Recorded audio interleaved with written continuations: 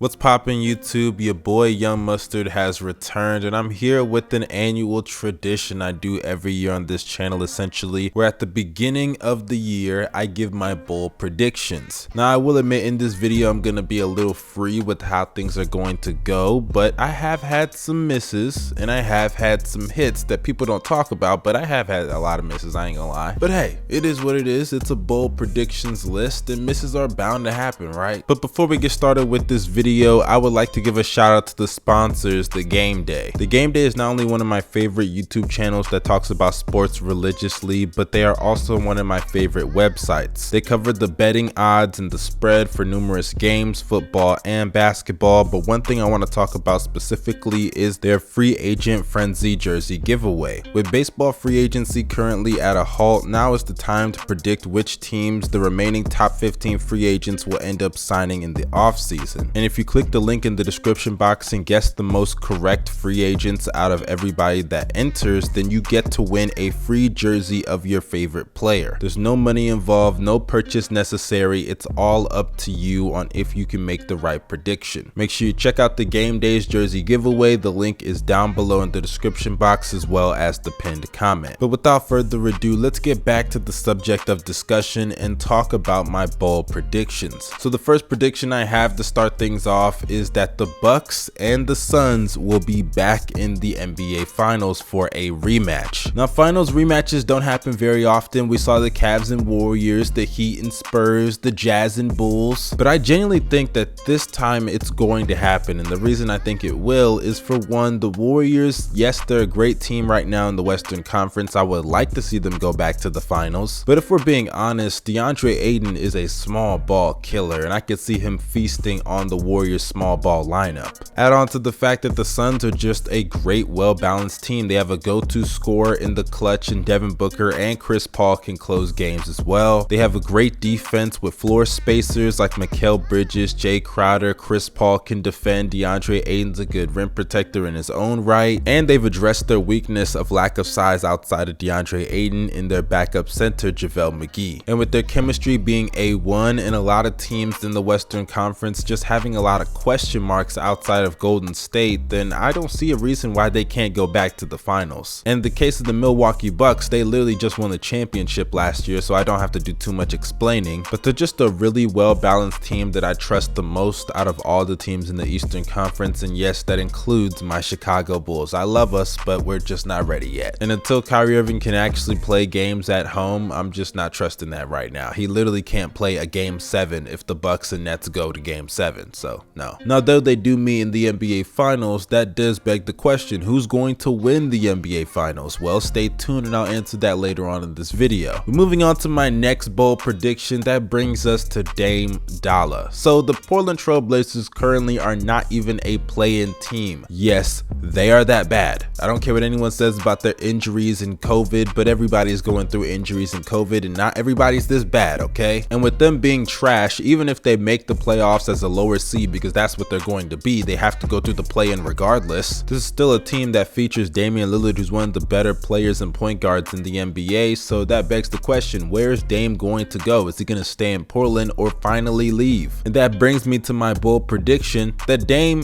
isn't going anywhere. I don't see him getting moved to the Lakers. I don't see him getting moved for Ben Simmons. I don't see him getting moved anywhere, because at the end of the day, Damian Lillard likes this shit. He likes these low-ass expectations so he can overachieve with big moments, and unfortunately those big moments go absolutely nowhere. So let him stay in Portland and do nothing with his career but lose in the first round and miss the playoffs. But let's move on to people that are actually going to get traded, and that brings me to this Ben Simmons saga. So yeah, Ben Simmons I don't believe is going to be moved to Portland for Damian Lillard, but maybe he'll get moved for CJ McCollum, but I do think it's going to be somebody else, because I don't think Ben Simmons is just going to stay on the Sixers roster all year, because he will have to get moved as soon as he gets over, you know, his mental issues and stuff. By the way, props to Ben Simmons for getting engaged recently. But the move that I'm thinking is going to happen is not Ben for CJ, but rather something a little bit bigger. I think that Ben Simmons is going to get moved to a Western Conference team, but it's going to be in exchange to the Sacramento Kings for for De'Aaron Fox. Now let me explain. I think Ben Simmons to Sacramento makes perfect sense there, but in the case of why Sacramento would trade De'Aaron Fox, yeah, I'm gonna be real with you. It's pretty obvious right now. I like D Fox, but he's kind of been underachieving this year. He had a horrible start off to the season, and his jump shot doesn't look to be getting any better, so I think that in Sacramento, it's just not working out, because considering he has a huge max contract, combined with the fact that he looks like he's gotten worse, it's just not something that Sacramento should be investing as their primary franchise player. And sure, Ben Simmons has a big contract of his own, but he's going to help you in ways that De'Aaron Fox just can't, primarily on the defensive side of the ball. And considering this is a team that already has other shooters around De'Aaron Fox right now, it's a perfect place to surround Ben Simmons because he's going to help you defensively, and you have shooters around him in Buddy Hield, Tyrese, and Harrison Barnes. And if you choose to move Harrison Barnes, you can get more assets to build around the young core that you currently have there if you add Ben Simmons to the mix. And in the case of D Fox to Philly, I think he's actually going to fit well with Joel Embiid as a pick and roll duo, and I think that it's just better to have a guard that's actually going to shoot jumpers instead of Ben Simmons. And sure, the offense and defensive fit, there is a bit of a question there, but De'Aaron Fox is a young point guard with a lot of promise, and there isn't that much value for Ben Simmons on the market, I have to say. And getting D Fox, I think, is a huge plus if you're the Philadelphia 76ers, if I'm being real, because it doesn't look like you're getting that much of a better player on the open market right now for Ben Simmons, I'm just saying. But let's move on to my next bold prediction, and this one is pretty bold because I think the Cleveland Cavaliers are legit. Y'all know how I feel about my Cavs, and I say that jokingly. Obviously they're not my actual team, but I love this team and I love watching them play. I love Darius Garland. Y'all know I'm a big fan of his. Made a video about him a couple of months ago before the season started. I love Evan Mobley. I knew he was going to be a beast, and in the case of Jared Allen, I hope he makes the All-Star game. But my bold prediction for this team is what's going to happen in the playoffs, because I believe they are the most deadly team in the Eastern Conference. And I say deadly more so to say scary, because this is a team that you do not want to see in the first round if you're a top seed. They got defense, they got playmaking, and Colin Sexton potentially will be back come postseason time, so that's another element of scary added onto this Cleveland Cavaliers team. And my bold prediction for this team is that come playoff time, they're going to upset a top team in the Eastern Conference. Whether it's a 5-4 matchup, a 3-6 matchup, a 2-7 matchup, they're going to upset somebody, in my opinion. I don't see it being a team like the Milwaukee Bucks, but teams like the Sixers, the Nets, and unfortunately, I have to be realistic, my Chicago Bulls, be on high alert for the Cavs, because them Twin Towers of Jared Allen and Evan Mobley, it's no joke. It has completely changed the identity of that roster. And because they got that defense in the paint, I expect them to give trouble to anybody in the East. It doesn't matter how great of a team you are. And if you're a team outside of the Milwaukee Bucks, I genuinely think that you have a chance to lose to this Cavaliers team. But speaking of the Milwaukee Bucks, that brings us to our second bold prediction. Who do I think is going to win the MVP? Well, you've come to the right place at the right time for an answer on the MVP, because I have the answers, Kanye. And the answer is Giannis Antetokounmpo. Let me explain why I think he's going to win his third MVP this year. Because for starters, when you look at the other candidates, they're kind of in positions right now where they're eliminated from the race, if we're being real. Jokic is the 7th seed in the Western Conference, and the media clearly does not like him. Curry has been in a horrible slump, and with Klay coming back soon, that might take away from his MVP case. Then you got Kevin Durant, who's been phenomenal, but with James Harden looking like he's getting back into form, and now with Kyrie Irving joining the equation for away games, come on now, he has help. And as good as DeMar DeRozan's been this year, there's still an argument that he's not even the best player on the team, because Zach LaVine is definitely in that conversation, and that then leaves one man, Giannis Antetokounmpo, who I believe is having the best season this year. If not, it's him or Jokic. But the difference is that Jokic is just not winning enough games to really be the MVP, unfortunately, based on the NBA's goofy ass criteria. So that then leaves us with the Greek freak himself, Giannis Antetokounmpo. MV3 incoming for Giannis. And with the numbers he's putting up, combined with the fact that the Bucks are a top 3 seed in the East, he's got all the criteria and check marks to his name. But then that brings us to the end of my bold predictions, the final one. Who is going to win the NBA championship?